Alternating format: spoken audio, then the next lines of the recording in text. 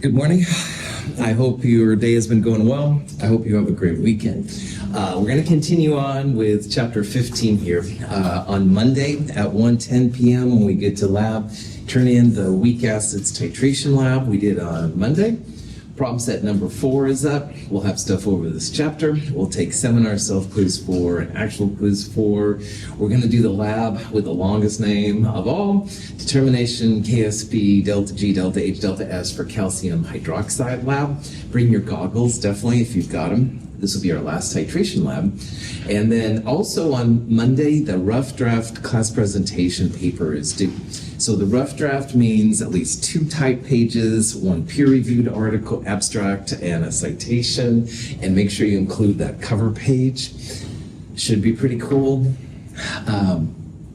Questions on any of that kind of stuff? All right. We left off on Wednesday talking about one use of KSP where you can actually determine if a precipitate will form or not. Now, anytime you see a K value that's less than 1, it's going to be reactant favorite. And all KSP expressions, the solid precipitate will be the reactant, and the ions that go into it will be products. So in this case, we have strontium carbonate, very small k, which is fine. K would be products over reactants, no solids and liquids. So it's literally equal to strontium times the chromate, excuse me. Well, in this problem, we're mixing these 2 solutions together, and the solutions aren't super concentrated. So you might wonder then, like, will a solid appear, or will there not be enough to get over that threshold to C? And so what chemists will usually do is we'll do a Q versus K thing, which is what we used back in the equilibrium section to see if something was at equilibrium or not. But here we can use it to tell if a solid will appear or if no solid appears. So Q looks just like K. It'll be strontium times the chromate.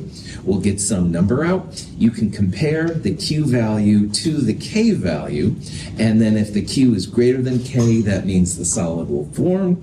If Q happens to be less than K, then you won't see any precipitate. If Q is at K, which is very rare, that would be that right at that threshold. You won't see any precipitate yet, but you basically add a grain and it'll start doing it. So in this problem, you can see what I did here. I took the strontium times the chromate, multiplied them together. Q was 1.5 times 10 to the minus 4, which is still small, but Q is certainly greater than the K, 10 to the minus 5. So in this particular set of conditions, Q is greater than K, you will see a solid form. And this can be kind of cool. If you don't want to see a solid, you could add some water maybe and make it more dilute. On the other hand, if you wanted to see the precipitate, that's great. Making a precipitate in this world is kind of cool because if you make a solid, you can filter it with filter paper. You can also decant it, which means pour off the liquid gently and try and keep most of the solid in the flask. So solids are relatively easy to separate from the ions, and we'll use that here on the next slide a little bit. Any questions on this process? Test tube is an aqueous solution containing ions of silver, lead, and copper. When we add chloride ions, a precipitation occurs, producing solid silver chloride and solid lead chloride. The copper ions remain in solution, indicated by the blue color of the liquid, which is decanted. We add distilled water to the test tube and heat it. Lead chloride is soluble in hot water and returns to solution. We again decant the solution in the test tube, leaving solid silver chloride. To demonstrate that the decanted solution contains lead ions, we can add chromate ions, which cause the precipitation of lead chromate. The characteristic yellow color of the precipitate confirms the presence of lead. We have separated the 3 ions in the original solution from each other. chemists basically make their money, all right, by either identifying things or making things. And if you want to make things, you're going to have to separate them out because Mother Nature gives everything as a mess. So Jade and I go digging in the ground outside. We're not going to get anything pure. It's going to be a mixture of things. And so separating those out is where we can then start to make things and stuff like that. So here's an example of a test tube which initially had copper 2 plus, silver plus, and lead 2 plus ions in solution. And we want to separate them, all right? We don't want them together, all right? And we can use differences in KSP to make this happen. So the first thing I would do is look up various values of KSP for these compounds precipitated with something that's relatively easy and cheap to get. And chloride is great for this one.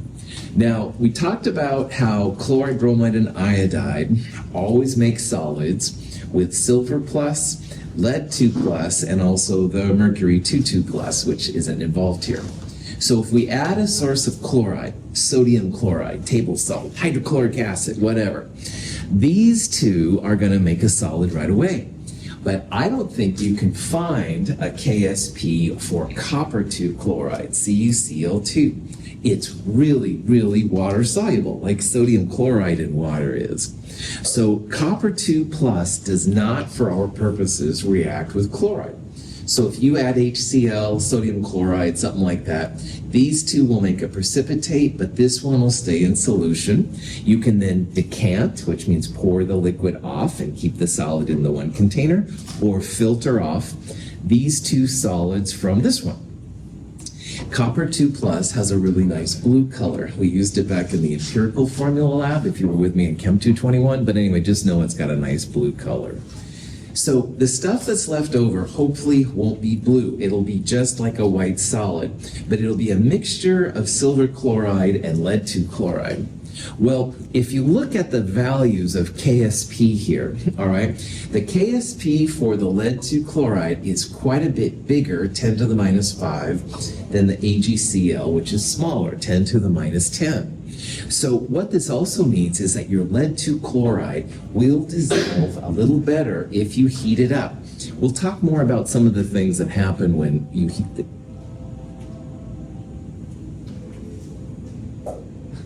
Are they singing up there on the... I think so. Yeah, there's a choir and small ensembles thing going on today. Oh, that's cool. So, are they just out there, kind of? All I right. tell them to like. No, it's all right. My prof hat's kind of off here a little bit. Art is cool. Beauty is cool. It's not a big deal. All right, Prophet.com. Sorry about that. I thought it was like angels or something. No, Prophet really on this time. Okay, so yeah, separating solids. Woohoo! Silver chloride, lead 2 chloride, differences in KSP. This is a lot bigger than this one.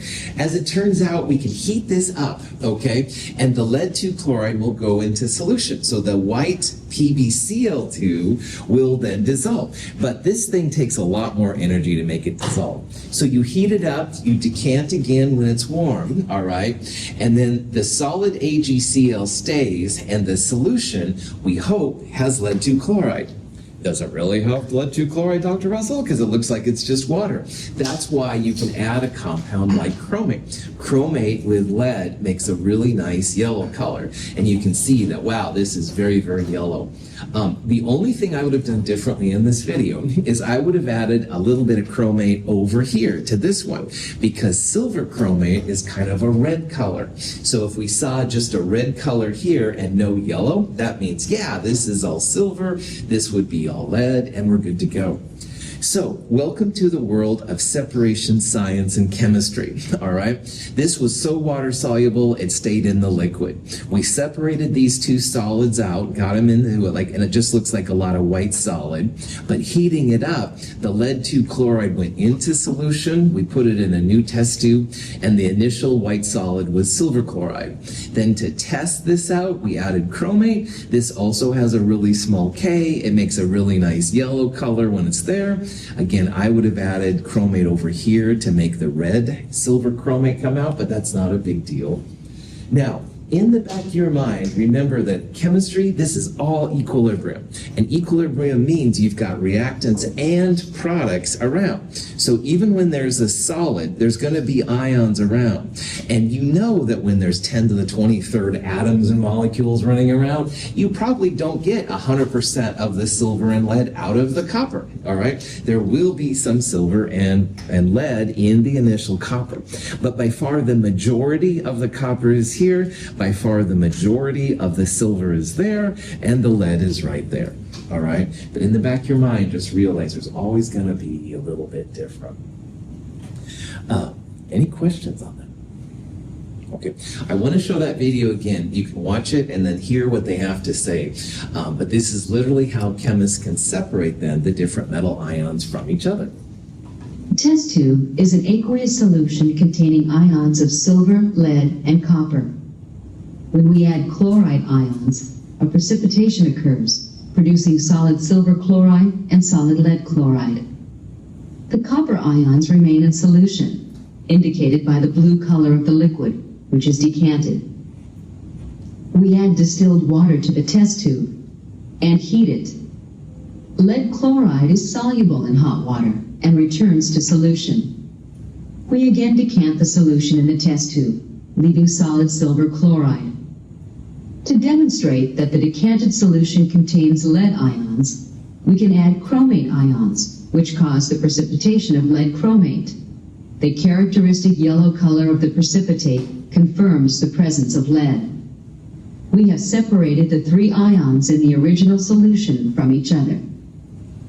In the 40s, 50s, and 60s, this was elaborate, the chemistry they had into separating out the different ions. There's a book called Lang's Handbook of Chemistry, and it was basically different techniques for separating out the different ions. Now a lot of this is done with technology, but it's still nice to have the chemical test just to make sure things are cool.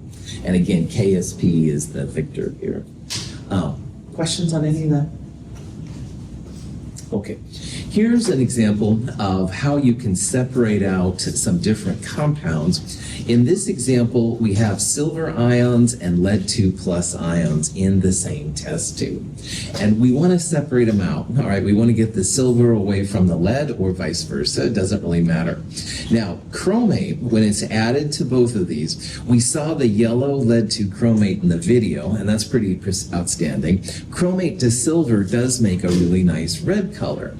So the question is, if we have these two solutions here and they're mixed together and we start adding chromate, which ion precipitates first?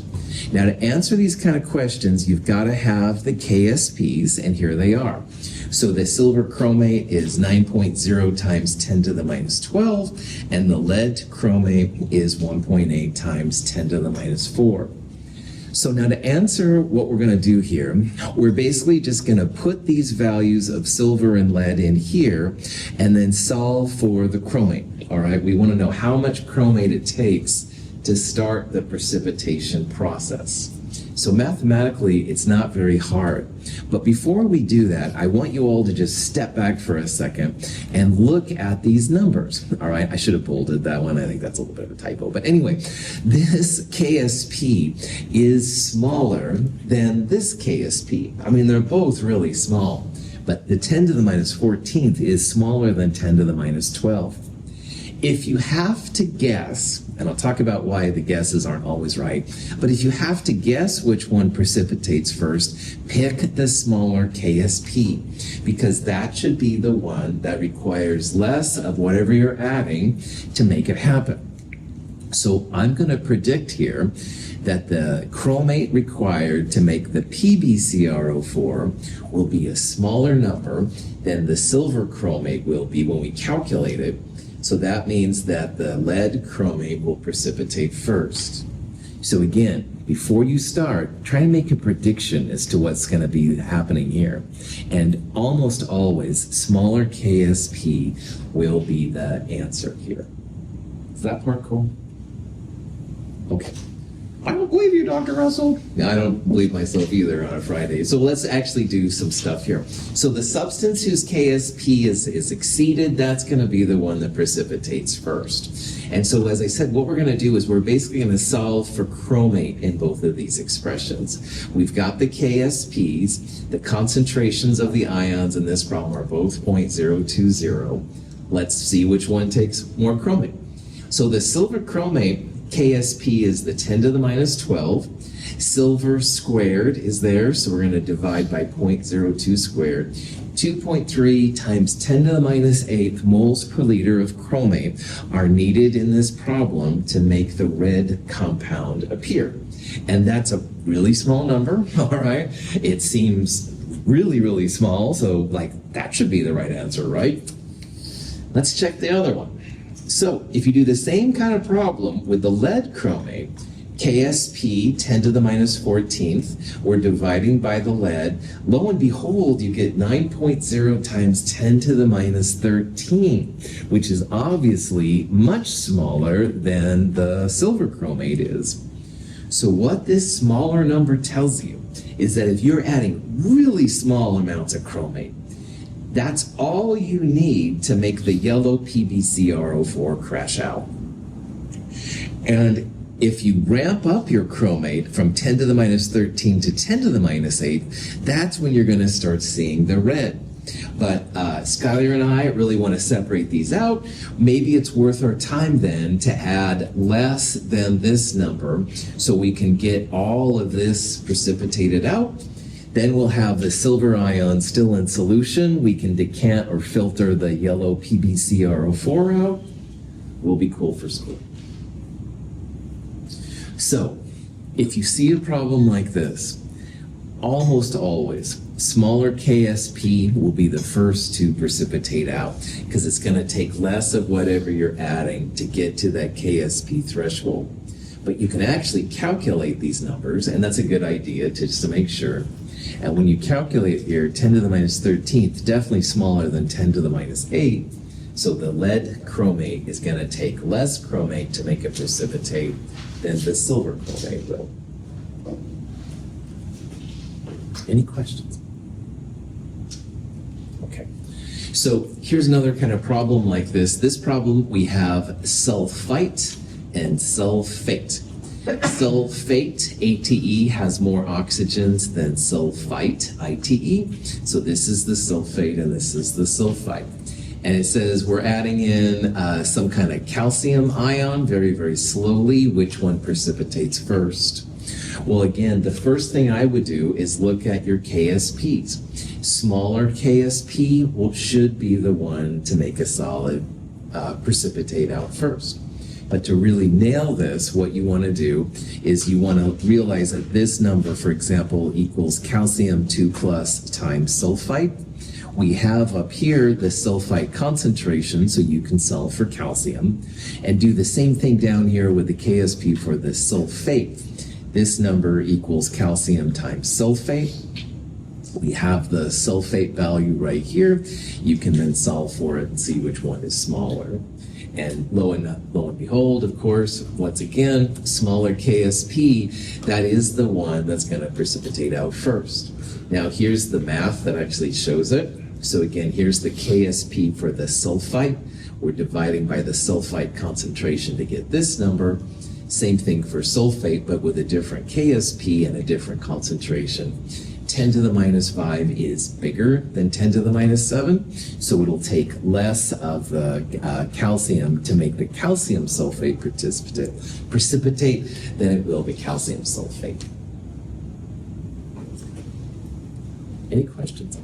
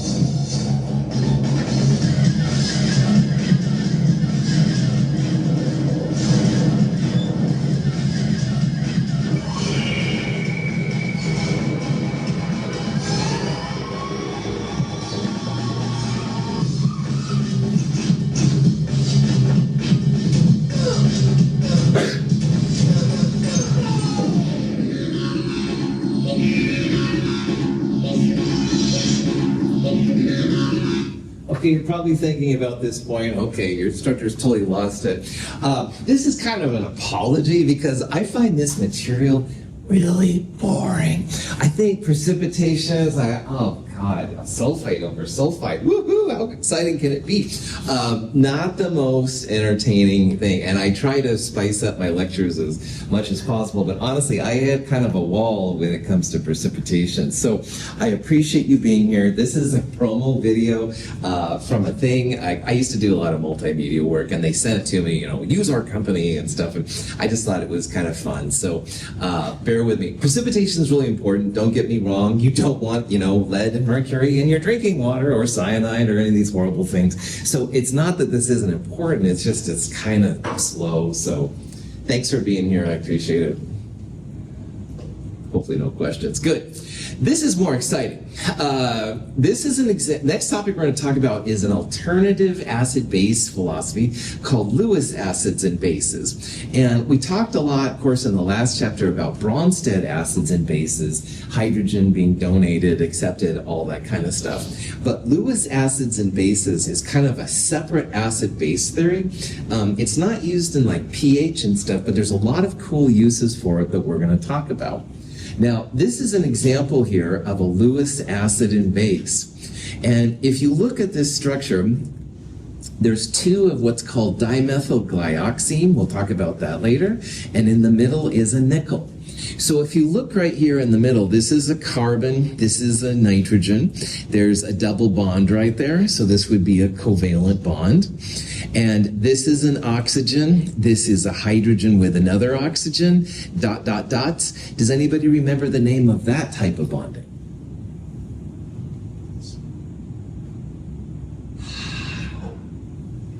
Hydrogen bonds. Yeah. So this is an example of a hydrogen bond right there, and there's a hydrogen bond right there. So we have intramolecular forces within the molecule.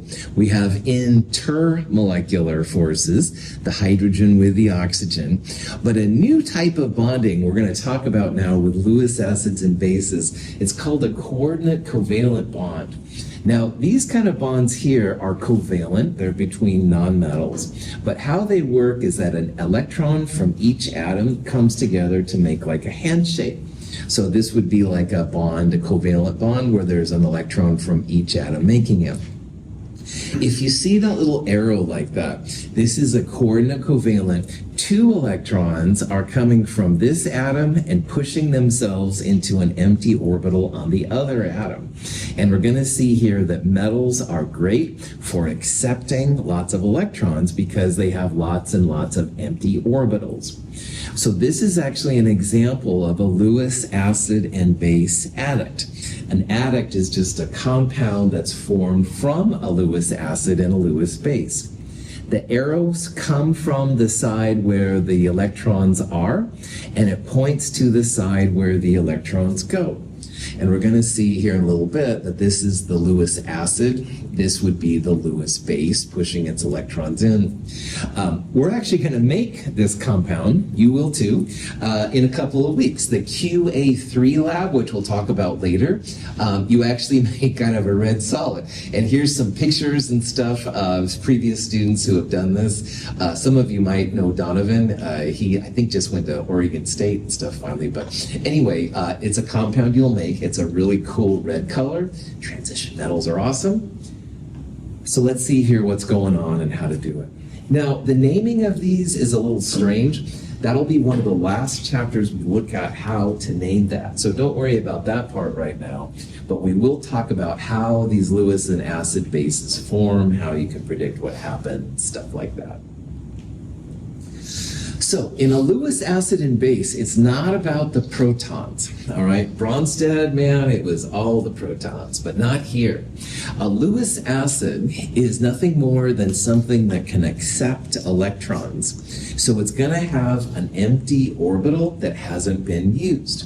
We're gonna see here that boron is a great Lewis acid. Likewise, a Lewis base is gonna be something that can donate electrons. Now in Chem 221, when we drew Lewis structures, lone pair electrons are great Lewis bases. So this is ammonia right here. And when we drew ammonia, the nitrogen had the 3 hydrogens, but like most systems, they like to have an octet, 4 pairs around them. So this nitrogen has an invisible lone pair right there. So Lewis bases are basically compounds with lone pair electrons on them. It's not just bonding pairs, but you need to have a lone pair. And when you have a lone pair and a place to put those lone pairs, here we go.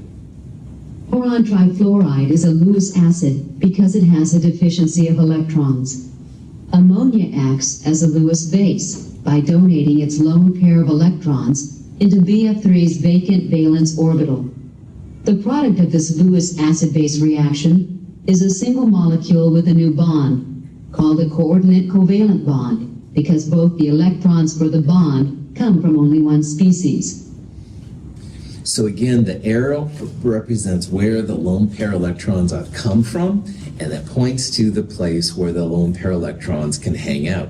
Now, back in Chem 221, I said how group 3A are the twisted metals. Steve, if you don't remember, it's okay, because I don't remember what I had for breakfast. But anyway, boron, aluminum, gallium, they always, they're happy being under an octet, like they were cool being trigonal planar. But that also means they had an empty orbital, and that's why this group is great for Lewis acids. Those Lewis bases, those lone pairs, will push themselves into those empty orbitals, making this coordinate covalent bond, which is what this arrow is right here. And this whole thing then is often referred to as a Lewis acid base adduct. It's basically a type of a compound that's made. Now, sometimes these bonds are like as strong as the covalent bonds, sometimes they're weaker.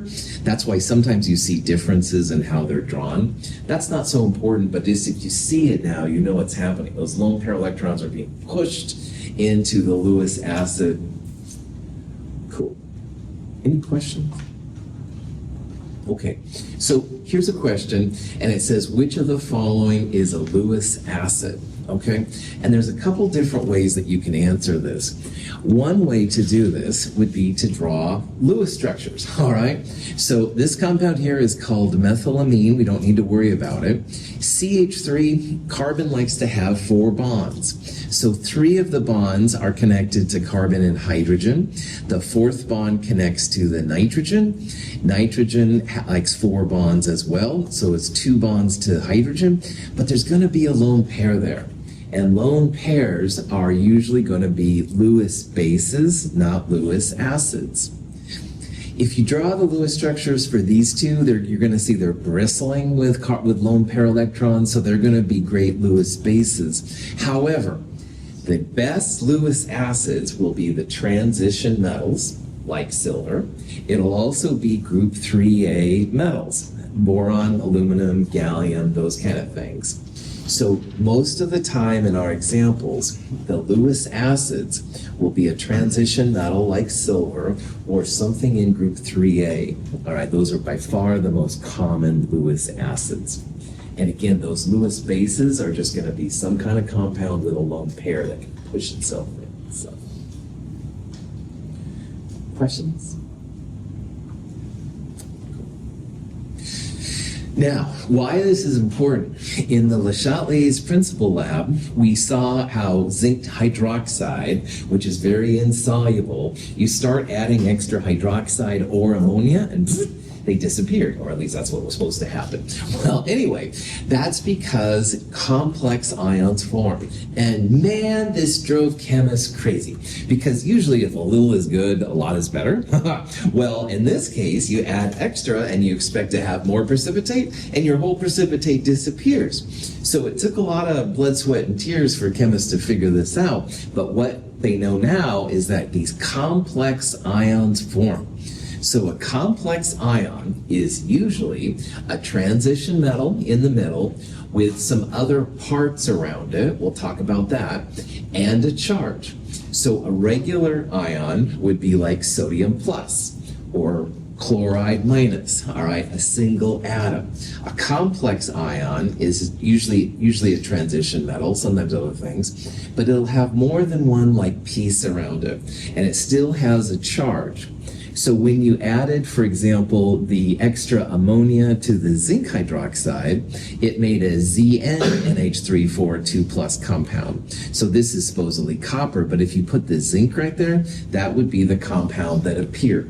And you just saw the precipitate disappear. Most zincs don't have any color at all. But in our case, then you can see it. Anyway, complex ions are always around. It's almost always with transition metals. The transition metals usually have at least waters around them. Most of the time you can have like 4 different pieces around it, or 6. So here's like 4 ammonias, here's 6 waters. Most of these complex ions will have 4 or 6 water molecules, ammonia molecules, something like that around them. And boy, did they drive chemists crazy for a while. These are all Lewis acid, Lewis base atoms. The transition metal is the Lewis acid. Ammonia has a lone pair on it, so it pushes in. This is the addict. Water also has lone pairs on it, so it can push its lone pairs into the metal to make them. So that's really what they are. Complex ions are nothing more than Lewis acid base addicts that form pretty readily sometimes from the compounds. Any questions? The test tube is a solution of copper sulfate. When we add a few drops of ammonia, the ammonia acts as a Bronsted base and causes the precipitation of solid copper 2 hydroxide. The solution turns a cloudy blue. If we then add a much larger amount of ammonia, the solution turns a very dark blue. The precipitate dissolves upon direct reaction with ammonia molecules. The ammonia has donated its electrons to the copper ion, and so now acts as a Lewis base. Ammonia is a Bronsted base and produces hydroxide ion in solution that can lead to formation of solid copper 2 hydroxide.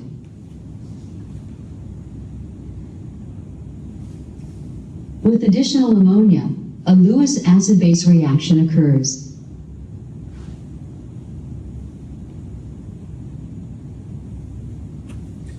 Copper 2 hydroxide is just a very slight light blue, but it's a precipitate. Most hydroxides are insoluble.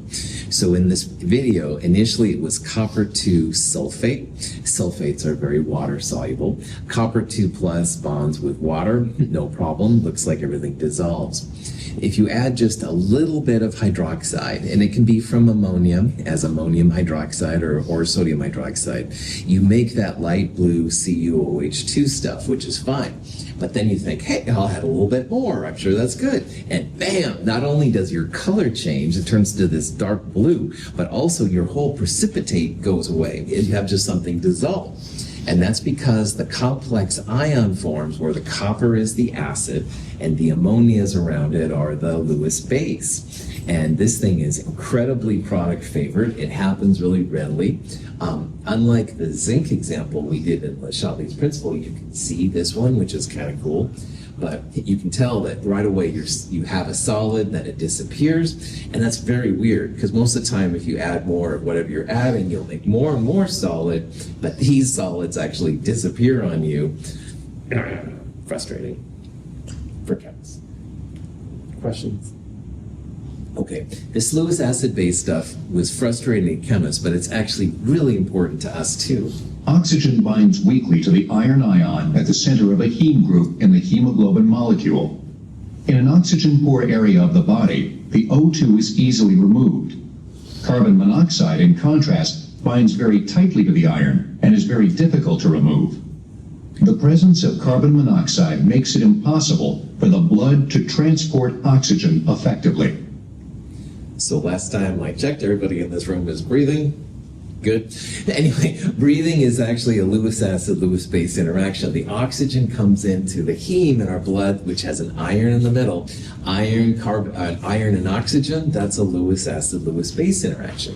But it's not held on really tightly. So the iron then goes around our bodies, it releases the oxygen, does its thing, and you can recycle it over and over again. If you have a compound, though, like carbon monoxide attaches itself to the iron iron a lot more intensely. It's very difficult to get the carbon monoxide off of the iron. So when people inhale carbon monoxide, intentionally or unintentionally, it's basically really, really bad. It can't be a death sentence because you can't get the oxygen then to bind to it and stuff. So it's pretty important. This leads to the idea of why some metals especially are amphoteric, why they can be an acid and why they can be a base. Now we've already seen, for example, like water can be an acid or a base, but there's actually several metals that do this too, and aluminum is a great example. Aluminum hydroxide is, you would think, a hydroxide, and most hydroxides are basic. Well, if it's acting like a base, it'll react with some form of hydrogen. As H plus plus OH minus makes water, it dissociates then the aluminum 3 plus. So in this kind of context, it would act like a Bronsted base, all right? It's a hydrogen acceptor to the OH minus to make water, et cetera, et cetera. However, because this can also be, this is a group 3A metal, boron, aluminum, gallium are great Lewis acids. So that same aluminum hydroxide can also take another hydroxide to make this wild AlOH4 minus thing. Now in this case, aluminum here is acting like a Lewis acid. It's accepting a Lewis base. Hydroxide has all kinds of lone pairs on it.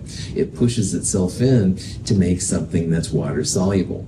So here, when you took this solid, you'd add some acid. There'd probably be some heat coming off because it's pretty powerful. Here, your solid would literally just disappear because anything in AQ form, it looks like it goes into solution. It would go away.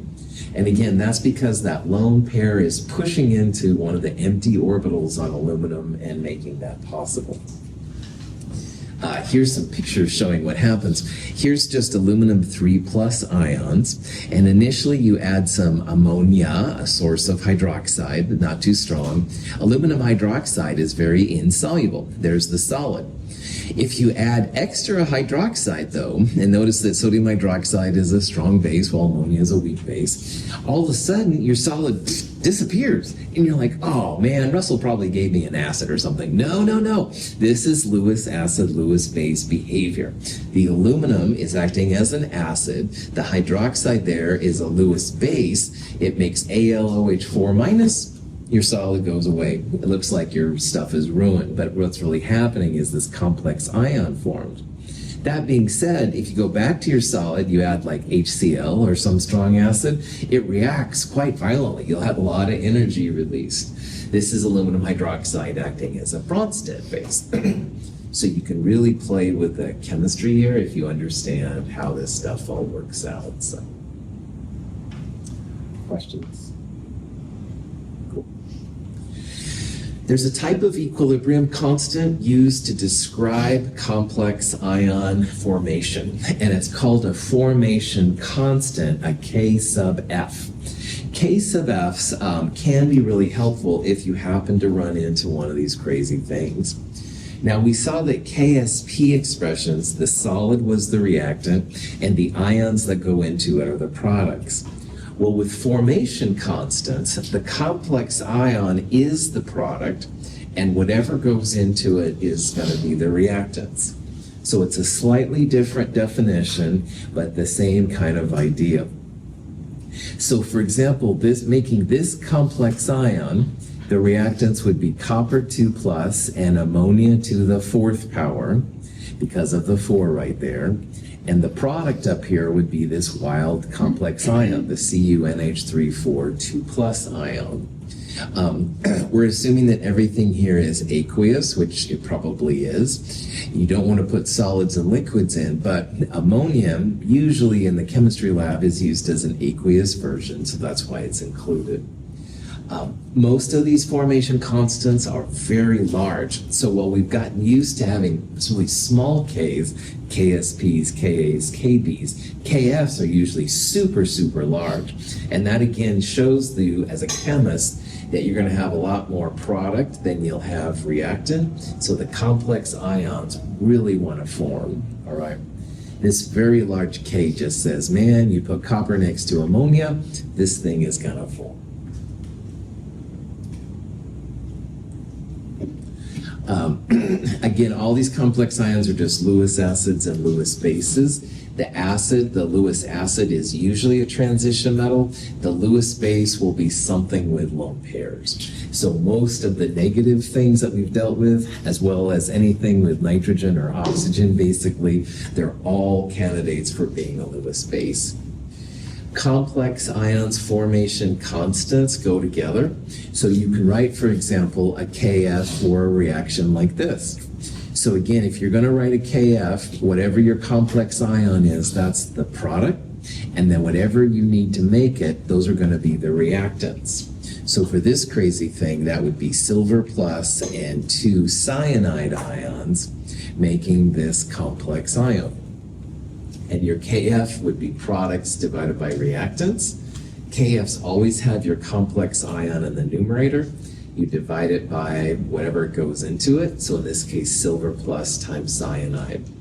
And again, these KFs are usually just massive numbers, really, really huge. And that just shows that they're ready to go. They're ready to form. If this was your complex ion, you'd have Zn NH3 2 plus in the top, and in the bottom you'd have zinc 2 plus and ammonia NH3 to the 4th power. All right. So whatever goes into it just goes in the bottom.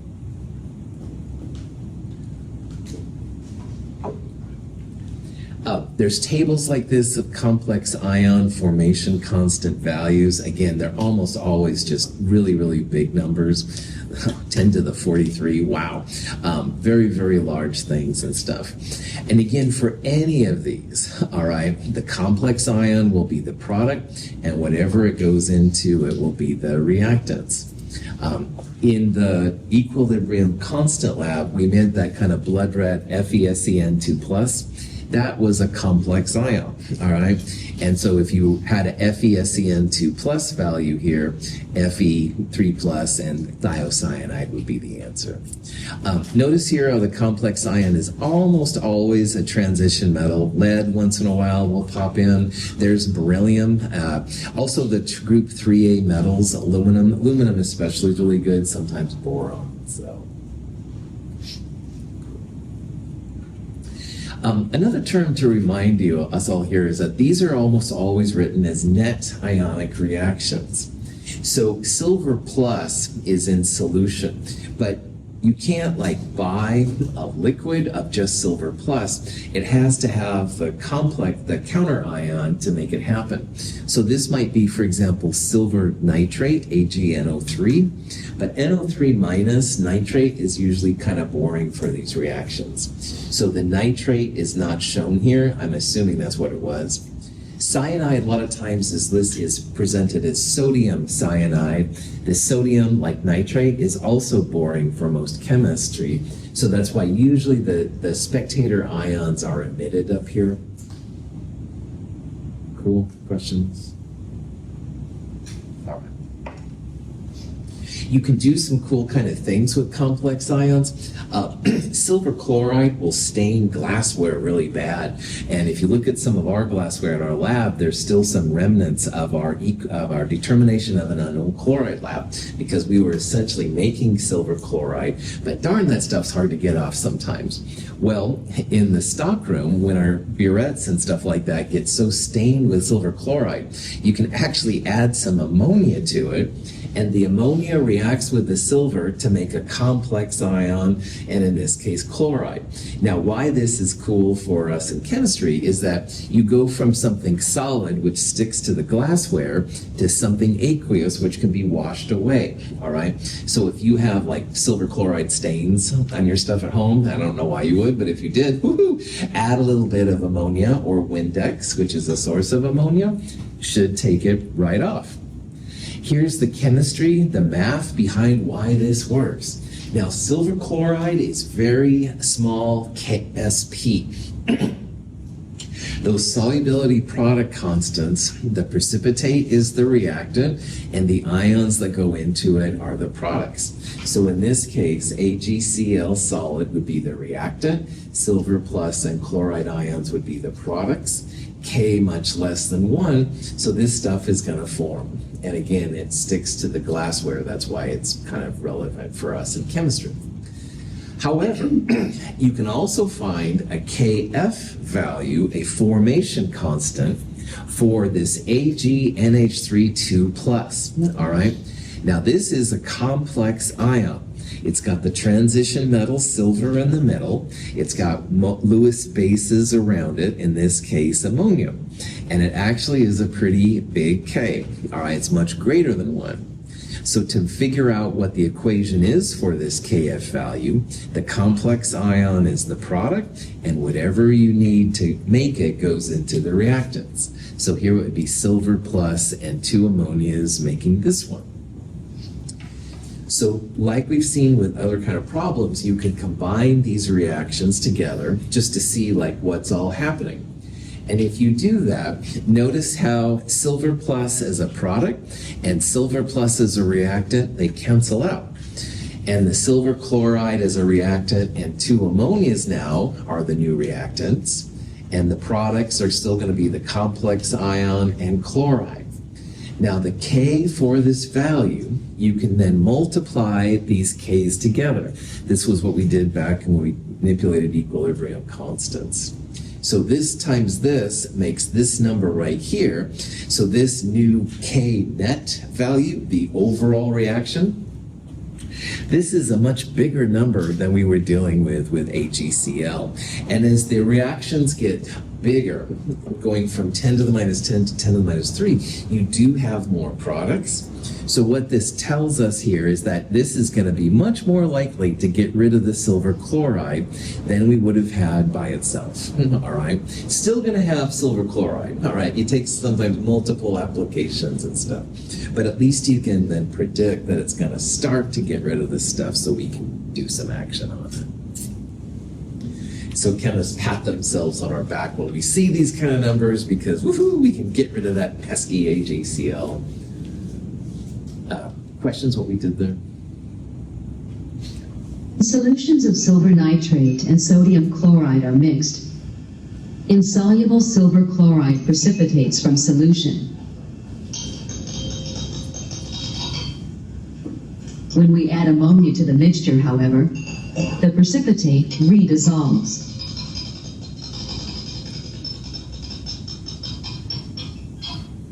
When ammonia is added to a mixture of solid and aqueous silver chloride, the ammonia serves as a Lewis base. The complex ion formed consists of 2 ammonia molecules bound to each silver ion. Formation of the complex lowers the concentration of silver in solution, which changes the solubility equilibrium. So in this video, the white silver chloride appeared, and it's pretty easy to have it form. But adding ammonia, and you stir it up, it's all gone. Now, usually it's not quite that clean, but it's pretty cool. Down here is a better, I think, example of what's going on. The ammonia takes some of the silver out of the silver chloride, so it breaks up your solid. Now, because this K is still less than 1, I would still argue there's going to be silver chloride, but hopefully it's pretty small. Maybe it's a little cloudy up here and stuff like that. Maybe not totally gone, but a lot better than it was. That's kind of the idea. Here's an example of zinc hydroxide. This is what we used in lab, very small K. But you start adding some ammonia, which is also what we did, and what ends up happening when you cancel everything out is you end up with a bigger K. All right, you went from a 10 to the minus 17, which is incredibly reactant favored, to a number which was bigger. So that's why you saw the zinc hydroxide dissolve. All right, it ended up making then this complex ion. And it didn't maybe all dissolve, but at least you saw a lot of it dissolve. That's kind of the idea. So if you want to get rid of a pesky solid, you add the right Lewis base, and these kind of things can happen, at least with transition metals. So a lot of times hydroxides will dissolve in acids, but a lot of times they'll also redissolve in bases too. So you just have to think about here, like what's going on. It's all about Le Chatelier's principle when it comes right down to it. If you add ammonia, this reaction goes this way, but then it takes zinc out. So this reaction goes this way to make more zinc in the process. So you can see how it all comes together. Getting too excited. All right, thank you for being here. That's the end of chapter 15. We'll start chapter 16 on Monday. Have a wonderful week.